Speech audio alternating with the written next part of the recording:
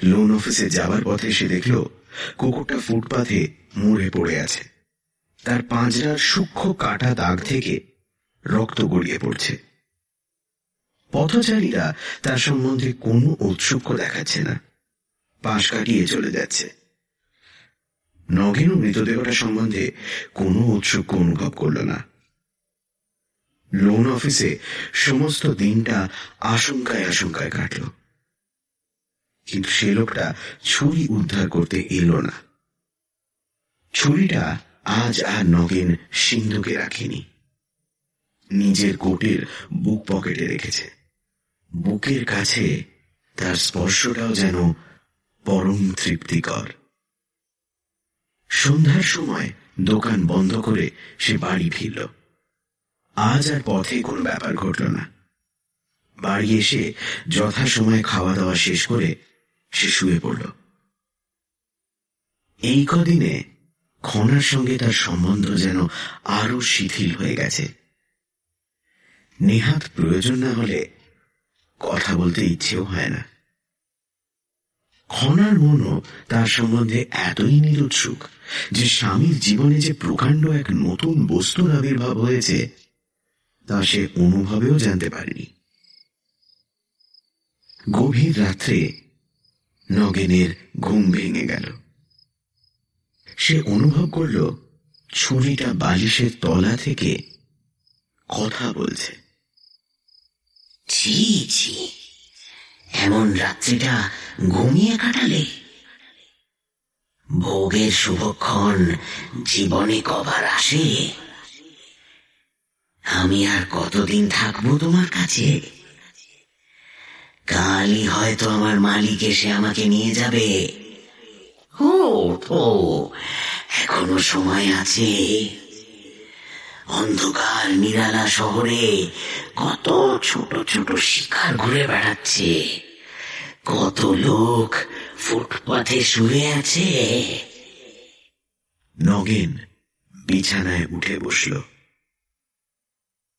ছুরিটা বালিশের তলা থেকে বার করতেই তার সর্বাঙ্গ দিয়ে তীব্র উত্তেজনার একটা শিহরণ বয়ে গেল।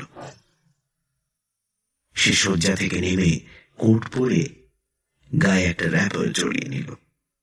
বাইরে যেতে হলে খনার ঘর দিয়ে যেতে হবে, আলাদা কোনো দরজা নেই। নগেন নিঃশব্দ পায়ে খনার ঘরে গিয়ে দেখল খনা লেপ গায়ে নিয়ে ঘুমাচ্ছে, তার মুখ দরজার দিকে। নিঃশ্বাস চেপে নগেন দরজার দিকে গেল, কিন্তু হুড়কো খুলতে গিয়ে খুট করে একটু শব্দ হয়ে গেল। চমকে জেগে উঠে খনা বলল, কে? ঘরের কোণে তেলের বাতি তখনও নিভে যায়নি। খনা ঘাড় তুলে নগেনকে দেখে বলল, ও তুমি? বলে আবার চোখ বুঝল।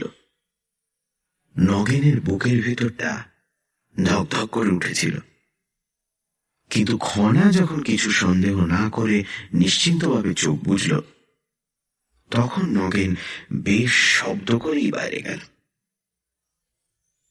বাইরের খোলা বারান্দায় দাঁড়িয়ে সে ক্ষণিক চিন্তা করল, আর যাওয়া চলবে না।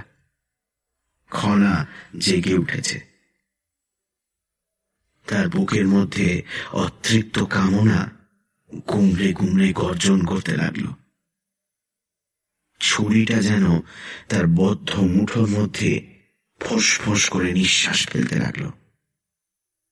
নগেন ফিরে গিয়ে সশব্দে দরজা বন্ধ করে নিজের বিছানায় শুয়ে পড়ল।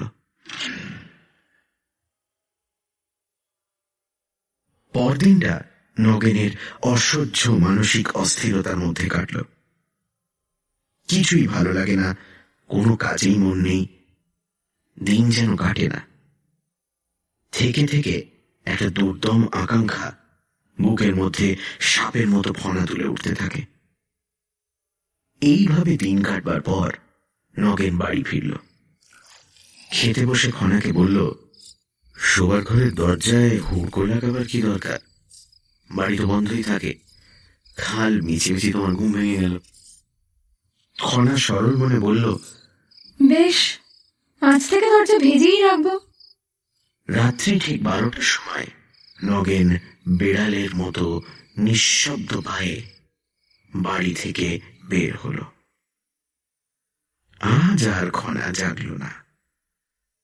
বাইরে তখন নিশ্ছিদ্র অন্ধকারের কম্বল মুড়ি দিয়ে কলকাতা শহর ঘুমোচ্ছে। আকাশের তারাগুলো নগেনের মাথার আরো কাছে নেমে এসে তার হাতের ছুরির মতোই নিষ্ঠুর হাসি হাসতে লাগল। নগেন বুক ভরে নিঃশ্বাস নিল।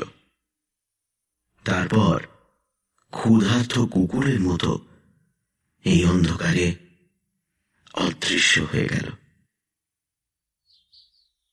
পরদিন সকালবেলা খবরের কাগজ পড়তে পড়তে নগেন দেখল স্টপ প্রেসে ছাপা হয়েছে, গত রাত্রে কলকাতার অমুক গলিতে এক ব্যক্তির মৃতদেহ পাওয়া গেছে।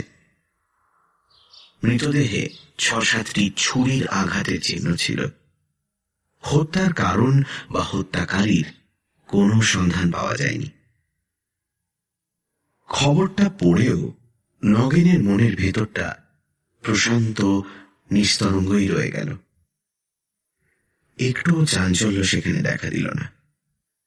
কেবল একটি বিষয়ে তার মন সতর্ক হয়ে রইল, কেউ যেন জানতে না পারে। সে রাত্রিটা গভীর স্বপ্নহীন নিদ্রায় কাটল। বাঘ মুষ মেরে আকণ্ঠ খাবার পর যেমন ঘুমোয়, তেমনি আলস্য ভারাক্রান্ত জড়তা ভরা ঘুম নগেন ঘুমল। কিন্তু পরদিন আবার তার খিদে জেগে উঠল। দুপুর রাত্রে আবার সে বের হল। আবার খবরের কাগজে বের হল রাস্তায় ছুরিকাহত একটি মৃতদেহ পাওয়া গেছে। কিন্তু এই নিয়ে বিশেষ হইচই হল না। সারা পৃথিবী জুড়ে হত্যার যে মত্ত তাণ্ডব চলছে, তাতেই সামান্য একটি মানুষের মৃত্যু কাউকে উত্তেজিত করতে পারল না। এইভাবে 7 দিনের মেয়াদ ফুরল। প্রায় রোজই একটি করে বলি পড়ল। 7ম দিনে দোকানে যেতে যেতে নগেন মনে মনে মতলব করল, আজ যদি লোকটা ছুরি উদ্ধার করতে আসে, সে বলবে ছুরি হারিয়ে গেছে, তোমার যত ইচ্ছে দাম নাও। ছুরি সে কিছুতেই ফেরত দেবে না। কিন্তু লোকটা এলো না। সন্ধে 5টা পর্যন্ত দেখে নগেন তাড়াতাড়ি দোকান বন্ধ করে ফেলল। তারপর ছুরি পকেটে নিয়ে বেরিয়ে গেল। তার যেন আনন্দ আর ধরছে না। ছুরি এখন তার, আর ফেরত দিতে হবে না।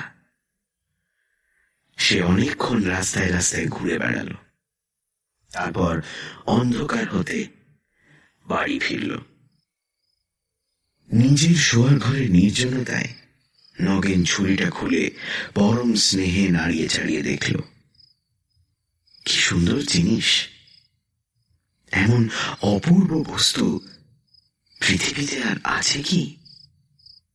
ছুরিটাকে সে নিজের বুকে, গলায়, গালে ঠেকাল। তার দেহ আনন্দে রোমাঞ্চিত হয়ে উঠল। তারপর হঠাৎ ঘরের বাইরে খনার সাড়া পেয়ে সে তাড়াতাড়ি ছুরিটা বালিশের তলায় লুকিয়ে ফেলল। সে রাত্রে ঠিক 12টার সময় তার ঘুম ভাঙল। ছুরি যেন খোঁচা দিয়ে ঘুম ভাঙিয়ে দিল। নগেন সম্পূর্ণ সজাগ হয়ে উঠে বসল। ভেতর থেকে তাগিদ এসেছে, আজও বাইরে যেতে হবে। আজ ছুরিটা প্রথম তার নিজস্ব হয়েছে। আজকের রাত্রি বৃথা না যায়। খনার ঘর দিয়ে যাওয়ার সময় খনার বিছানার দিকে তার দৃষ্টি পড়ল। দরজার দিকে যেতে যেতে সে থেমে গেল।